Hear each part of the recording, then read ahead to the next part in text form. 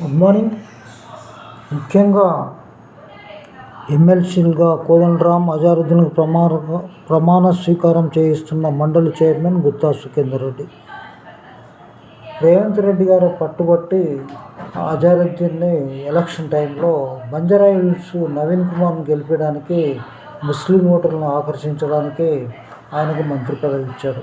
అజారుద్దీన్ నాకే టికెట్ కావాలని, గతంలో ఆయన నిలబడ్డాడు కావాలని చెప్పినప్పుడు అప్పుడు రేవంత్ రెడ్డి గారు మంత్రిని చేసి 6 నెలల లోపల ఎమ్మెల్సీ గెలిపిస్తామని చెప్పాడు. దానికి రకరకాల కారణాలు ఉన్నాయి.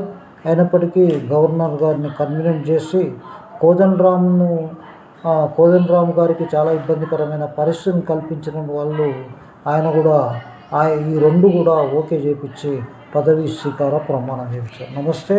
ప్రభుత్వానికి రేవంత్ గారు best of luck. Thank you.